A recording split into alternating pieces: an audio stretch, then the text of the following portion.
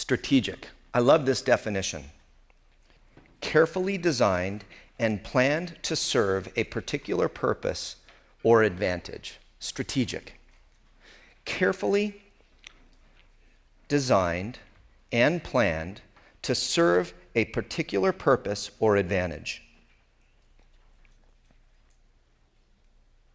That carefully designed piece can only take place if we have clarity on current reality and if we have clarity around where we're headed. Then we can engage in the careful design and planning of so that we can advance towards that outcome. So it's absolutely critical that we've got these two things nailed. Because we're grounded in perspectives 1 and 2, we can enjoy success in perspective 3. In 2005, our leadership was looking at the landscape of our business. We were deeply rooted into one industry, which many of you are in. It's an industry that I grew up in. Age 20 to age 30, I was in mortgage banking. Age 30, I took a 1-year sabbatical. 31, started building champions.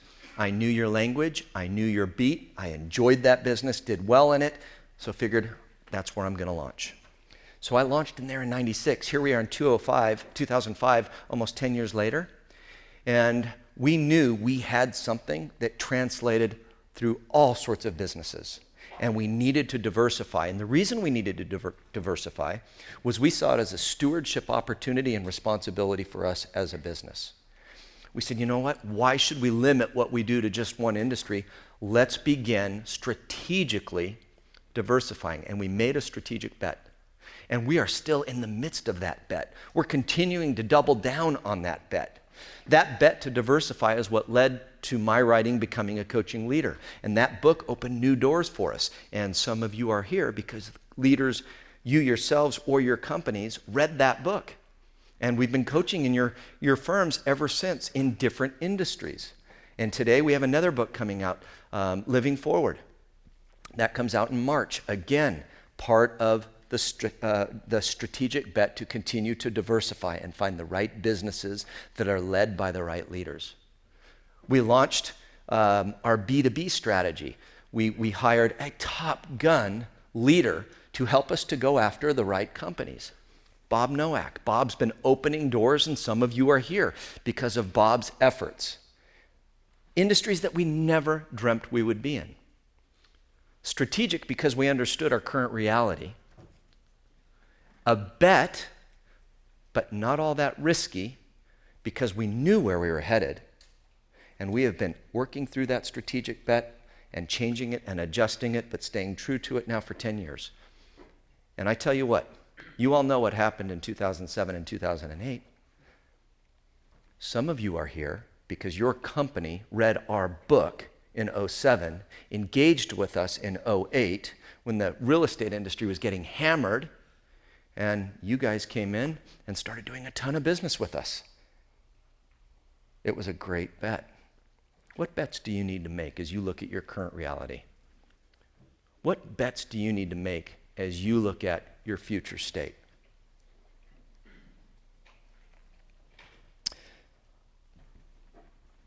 It is absolutely critical for us as leaders to be pushing the pedal to the metal with strategic bets. What it does for us as leaders is not only does it increase our odds of survival in the years ahead, but it improves our leadership. It teaches us. It continues to cause us to improve in our leadership competencies. Because as we're making strategic bets, we're being forced to deploy critical thinking. We're being forced to research and to look at different industries, to look at our competition. We're being forced to take our teammates out of current reality and the day-to-day of what they're doing, and we're asking them to pull up, look up, and to figure out the best ways for us to move towards what we see. And the process of making strategic bets and then executing on those, even if by chance you miss, it makes us better. because we tried. And you know what? That's what leadership's all about. It's all about taking strategic risks so that you move an organization and everybody connected to it, you move them forward. You are leading. So by focusing, by researching, by investing in, and by doing all of that, you get all of these folks here. You pluck the right people for the right role. You help them to understand how they connect to the strategic bet. And then you start moving forward and you align all of that talent. And as you're growing, everybody's growing, because what we're doing is we're learning, we're researching, we're risk-taking, we're communicating, we're collaborating, and we're moving the organization forward. Clarity around these strategic bets, commitment to these strategic bets, focus on these strategic bets. It will continue to enable you to enjoy even more sustainability, more success, and more impact in the years ahead. So let's walk through the essentials of strategic bets. A strategic bet is mid-range. It's not a one-year deployment. It's a bigger project. And I say that in today's times, it's a minimum of 18 months. And if you look at it 18 months to 36 months, figure a year and a half to 3 years, that is a great mid-range strategic bet. For most of us, the strategic bets that we're going to make are going to fit in that time frame. When we go much further out, we start to increase risk.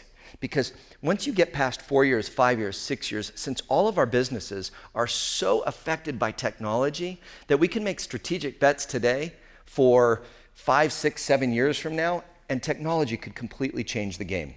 Technology is changing the landscape of our competition. It's changing how the customer experiences almost every single business in the room. So if you look at your strategic bets, and as you begin working on them today, I want you to be thinking about a year and a half to 3 years. Regardless of what role you serve, regardless of being a department manager or a CEO, I want you to be thinking about those mid-range, 18 to 36 month time frame bets. I want you to be thinking about them, and I want you to identify no more than 5. I want you to be thinking of that 3 to 5 bets that you would make, and I'm going to walk you through that process in a bit. These bets, in order for them to be strategic, they need to move us from our current reality. Okay, now let me tell you how that happens. You have a problem that needs to be solved over here in current reality. You have an opportunity that needs to be captured. There's a problem to be solved, an opportunity to be captured. And as you look from current reality and you look toward future state, you know that by fixing that problem or capturing that opportunity, you're moving the organization in the direction of your long-term vision. Oftentimes, businesses are saved because leaders have the courage to say, we have a problem or we have an opportunity, and we should not take that opportunity, even though if we were to take that opportunity or try to fix that problem, it would save us all sorts of money, or we would make all sorts of money. We say no because it's not in alignment with our strategy. And this is one of the most difficult things for us. Because opportunities come, and it's an opportunity to launch a whole new business, a whole new division, a whole new product. And it looks really sexy, and it looks like it could be a game changer right now, but it's off strategy. It's off vision. So those are the difficult times where we're going from current reality to long-term vision, and we're saying, this is going to require a strategic decision. And we're going to say no to this very good opportunity because it is not in alignment with where we're headed. And it would truly be a distraction, even though it would make us a little bit of extra cash over the next few years. So it's got to move us from current reality to long-term vision. The next thing our strategic bet needs to do is it needs to be clear so that everybody on the team can own it and execute it. This is an area for us at Building Champions that we need to continue to improve upon. We really need to make our strategic bets so clear so that everybody involved, they're crystal clear on what they own and how to execute on. So I will tell you, you need to refine and refine and refine. For us, one of our current strategic bets is one-on-one coaching. And in one-on-one coaching, we have 3 different deliverables.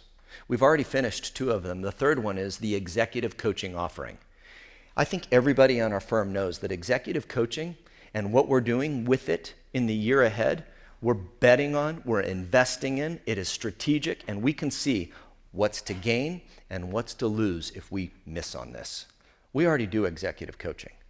So what we're talking about right now as an organization is not executive coaching 1.1. We're talking about executive coaching anew based upon everything we've learned over the last 20 years.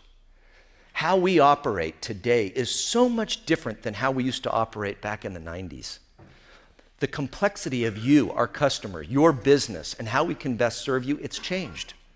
We need to be even more in your face. We need to be more observant. We need to be more involved with your teams.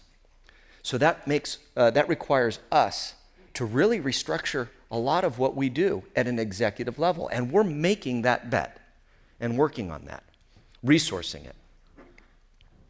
It's got to be clear. It's got to have a leader. I think many of you have learned this. It is so difficult to lead a strategic bet by committee. It is so difficult to launch anything with 2 50-50 leaders. At the end of the day, if you want to increase the odds of execution, you've got to have a leader. Everybody needs to know who the leader is. You need to know why. The leader needs to know he or she's the leader. The leader needs to know he or she is the one that ultimately makes the decision. They need to be empowered. They need to have the keys to the coffer, and they need to know what's expected and by when. I'm not saying that 50-50 doesn't work. I said increase the odds of success greatly. Got to have a leader. Your strategic bet needs to be well communicated and understood. Don't just think that because you shared it at the annual planning meeting that everybody's clear on it. Our teammates need to be reminded and reminded and reminded. This is where we're going. This is the bet. This is how we're doing. This is the role you play. This is why it's important. A very large organization just went through a major reorg, and as they went through that major reorg, and we're working with their executive team, that well-communicated and understood piece was probably 50% of our coaching sessions. Don't ever underestimate the need for you to be clear, consistent, and disciplined with how you repeat the why behind what you're doing. Why are we making these strategic bets? Why? How are we doing? Communicate, communicate, communicate. And that's also true for our vision. You know, one thing that I will share with you, there have been so many times where I have felt like I cannot share this again. They're so sick of me hearing it. But I have to. It's my job. I need to continue to remind. And 9 times out of 10, when I feel like, oh my gosh, you've already heard it, 9 times out of 10, I will get somebody to come up after and they will say, you know what, thanks, needed that, help me to focus, help me get out of my 4x4 cubicle, help me to see the big picture, help me to see where we're going to wind up in the next year, appreciate it. The next thing that our strategic bet needs to do is it needs to have resources to succeed. Be realistic with the resources required. You can't make strategic bets with a high degree of success on a shoestring budget. Be real. It's going to cost some coin. And if it's going to be a bet, you're going to make some investment. If it's not worth investing in, if you're not going to feel pain in it, I'm going to question, really, how strategic? How big of a bet? I'll tell you, with our bet to diversify, as my partners can share with you, we're making a pretty sizable investment. We are supporting that bet with the resources required. We did not go coach. We went first class. And you know what? We're getting first class results. Invest to win. Invest to succeed. Invest to get the ROI on the bet. I've watched so many companies where they want what it is that we can deliver, and then the negotiating starts. How do you negotiate and compromise or reduce the price for hours of talent? It's not like we make widgets. If you want the outcome, you're going to make the investment. If you want half of the outcome, then don't waste your money. Whatever that strategic bet is, go in with your eyes wide open and be willing to make the investment. You have got to resource your bet to succeed.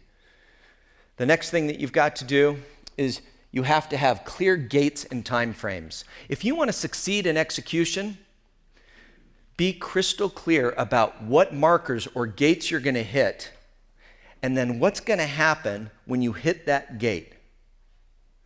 I learned so much from clients in the petroleum industry. Many of you have heard me talk about the lessons learned by the firm that is owned by Shell and ExxonMobil out of the UK. It's Infinium. These are all engineers. Infinium, they make petroleum additives that run in all of our fuel. Everything that we ride or drive, their product is in it. And these guys are brilliant. These guys and gals are some of the most amazing people that we've worked with. And when I watched how they brought the discipline and the rigor and the skill set from Shell and from ExxonMobil to how they execute on their strategic bets, this is such a big deal for them. And what they do is they look at the project, and the project might be long-term. They're opening a plant over in China, or they're doing something of significance over in some foreign country, and they're going to try a whole new product. They don't make the mistake of saying, we will know that we have succeeded 36 months from now when it's supposed to be done. They are not that foolish, nor should we be. They're masterful at breaking it down into its appropriate bite-sized pieces so that there's increased accountability, there's increased clarity on what needs to be done in 90-day intervals, and then that gives them the ability to look at their progress. How are we doing when we are 1/10 of the way in? What are we learning? And they take the time, which that right there is a huge lesson. They take the time when they hit gate number 1, they take the time to talk about it, to research it again, to test it based upon assumptions made from current reality, to test it based upon assumptions made about where they would be at this season during gate number 1, and they would test it to make sure that it was still right on track for vision. And then accomplished, adjusted, all right, gate number 2. Gate number 2 is going to be in April. What's going to take place? What are we going to learn? What's needed? And then they all focus on that gate in that time frame. Some of you struggle, and you've already shared it with me since you've been here. You're great visionaries. You are great at creating and innovating. You've got all sorts of ideas. But this is the area that you struggle with. And the reason for it is because you don't have the ability to break it down into the bite-sized pieces. Therefore, it's overwhelming. It's just too big. You know the old saying, how do you eat an elephant? Right? Finish it for me. How do you do it? That's the way you execute, folks. It's one bite at a time. Just be crystal clear on what you're putting into your mouth and by when. All right? The next thing is that it's got to be regularly reviewed, adjusted, and adjusted as needed. If it's going to be a strategic bet, we're going to resource it, we're going to invest in it, then we have got to put the resources behind it, and we need to make sure that we're regularly reviewing, not just when we hit the gate, but in between. How are we doing? The best system that I've seen in all sorts of businesses that we work in is just the straight old green, red, yellow, red. So when we're together as a team and we're having a meeting that is all focused on the mid-range, which is a different meeting rhythm when we're talking about strategic bets, we're not talking about the metrics of current reality, and we're not talking about big picture. This is a specific meeting where we are talking about the strategic bet. All we're doing is we're going around the room, and when we're talking about the strategic bet, is it green? If it's green, we don't need to spend any time on it.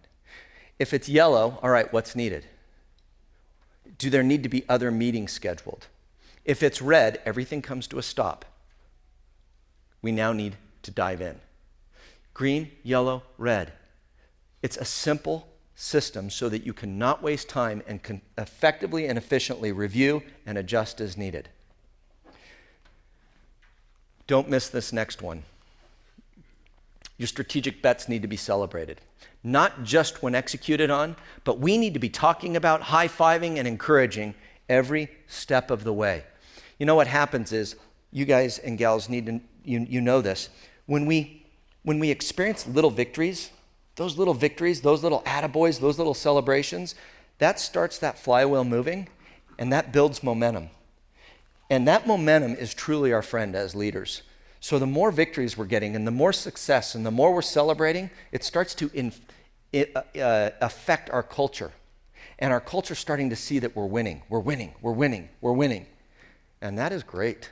Because when a culture and an organization is winning on strategy, when they're executing well, we get things done. We feel better about ourselves. We feel better about the role we serve. We feel better about the company. If we don't celebrate it, then what happens is the organization begins to believe it's not important. You're not even caring. You're not watching. We as leaders need to make sure we're celebrating. So let's talk about how we're going to move forward. All right? I'm going to go back. I want you to look in your book. On page 81. On page 81, I'm going to walk you through this very straightforward, simple process to gain clarity around your strategic bets. I said I want you to identify your top 3 to 5.